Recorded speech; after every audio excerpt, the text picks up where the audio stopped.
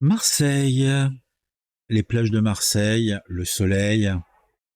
C'est vrai que les mages d'Épinal, Pagnol, les garrigues de l'arrière-pays, tout ça, c'est un petit peu fini, hein, ça a bien changé. Maintenant, Marseille, c'est l'insécurité, c'est des histoires sordides, c'est le banditisme. Et les plages de Marseille, qui étaient autrefois un symbole de tranquillité, ont bien changé. Pour faire face à l'ensauvagement, la ville a annoncé le lancement d'un dispositif radical. Elle va lutter contre les violents FAFAL, les VSS, via une application installable sur tout smartphone qui se nomme Saferplage. Ça va tout changer. La conseillère municipale de Marseille, déléguée aux droits des femmes, justifie cette initiative définitive. Elle dit: plus d'une femme sur trois de 18 à 34 ans a déjà été victime de harcèlement sur la plage. Plus de la moitié des répondantes affirment avoir peur de s'y rendre toute seule. L'idée de la mairie est donc de déplacer la honte sur le harceleur, comme si cela pouvait être efficace. Mais on va un petit peu voir un petit peu ce qu'il en est. Et c'est dans la Provence, organe de presse local s'il y en a, où il y a une femme qui témoigne. J'ai le droit à beaucoup de regards insistants. Parfois, on me suit même jusque dans l'eau. Non, je ne me sens plus d'aller seul à la mer, ce qui est bien dommage. Et c'est vrai que dans la France de 2023, après des décennies de libération de la femme, de ministère de la condition féminine et de budget grassouillet dégagé par la nation, les femmes craignent donc d'aller se baigner. C'est quand même bizarre. Alors qu'est-ce qui peut provoquer cela? En tout cas, la mairie a trouvé une solution, Safer-Plage veille. En complément de l'application, des associations féministes joueront le rôle de sensibilisateurs. Pour contrer ces violences, 15 médiateurs seront déployés sur les plages marseillaises, arborant fièrement leur maillot blanc siglé Médiation Safer Plage.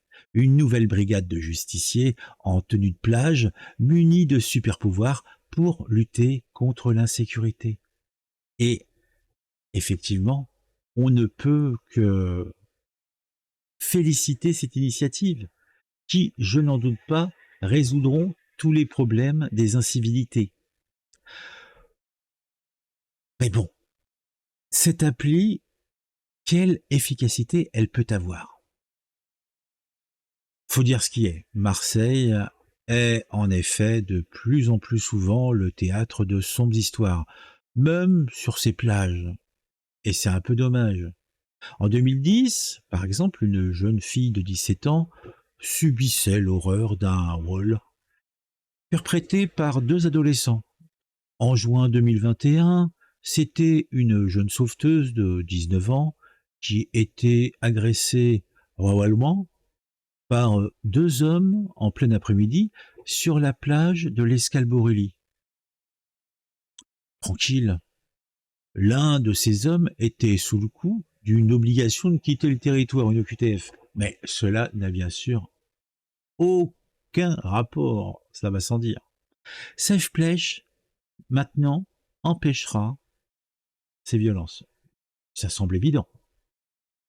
Cette application mobile contre le harcèlement dans le métro, SafePlace, a déjà vu le jour sans que la situation ait spectaculairement changé.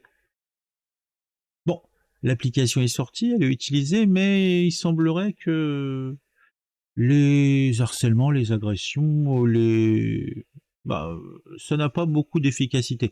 Mais en tout cas, pour la mairie de Marseille, c'est clair, si ça n'a pas marché dans le métro et dans les rues de nos villes, ça marchera sur les plages de Marseille. C'est évident.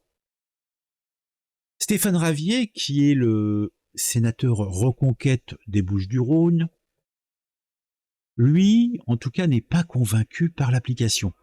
Il est assez partagé puisqu'il pense que cette mairie de gauche, qui est plutôt dans le wokisme et dans l'idéologie, et qui a tendance à voir du sexisme partout, serait, comme qui dirait, un petit peu va-t-en-guerre et chercherait des solutions qui sont somme toute assez ridicules.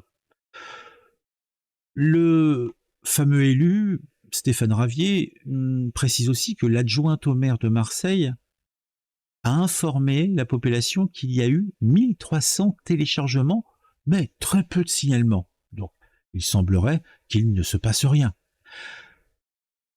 L'élu n'hésite pas par ailleurs à dénoncer une certaine catégorie de Marseillais, je me demande bien de qui il parle, qui impose un climat pas très serein sur les plages de la ville, avec chicha, musique à fond, joints et compagnie. Les plages marseillaises sont de moins en moins marseillaises, dit-il. L'élu d'origine marseillaise constate surtout la mutation de sa ville. Il dit, il fut un temps, les femmes n'étaient pas importunées sur les plages de Marseille. Désormais, les Marseillais ont une plage à portée de main, mais ils préfèrent étrangement faire des kilomètres pour être tranquilles, car la plage est devenue un lieu d'insécurité en général, pas seulement pour les femmes. Les vols, les agressions sur les plages concernent tout le monde. Après, les applications pour lutter contre le harcèlement, quelle sera la suite qui sera proposée par la mairie? Peut-être la distribution de tracts, l'élargissement des trottoirs, suggéré il y a quelques années par Caroline de Haas, la fondatrice d'Oser le féminisme, est une piste qui peut être suivie. En tout cas, on ne peut qu'admirer le concours d'inventivité pour résoudre le problème de l'insécurité. Alors que la gauche se félicite de cette nouvelle application, les agresseurs, eux, tremblent certainement d'effroi. C'est évident, bien sûr, l'application est la solution miracle à tous les maux de notre société. On l'a vu dans nos villes, on le voit sur nos plages. Je ne doute pas qu'il y aura bientôt une application pour, je ne sais pas, les cambriolages de nuit, dans les zones pavillonnaires. On appuiera sur un bouton dans l'application, et là, sur la carte, on sera localisé. Et donc, peut-être ça n'empêchera rien, mais toute la population saura que votre maison aura été visitée. Donc, ça permettra au moins aux cambrioleurs de ne pas se déplacer pour rien. La maison aura déjà été visitée. Pour finir, je vous parlerai simplement du fait divers. La maison de Jane Birkin, celle-ci, est à peine décédée. La nuit suivante, on a la visite d'un cambrioleur. Ce qui montre bien, c'est que les cambrioleurs écoutent la radio, regardent la télé, sont sur Internet. Si cette petite vidéo vous a plu, mettez un j'aime, mettez un commentaire. Dites-moi ce que vous pensez de tout ça. Est-ce que les applications sont efficaces?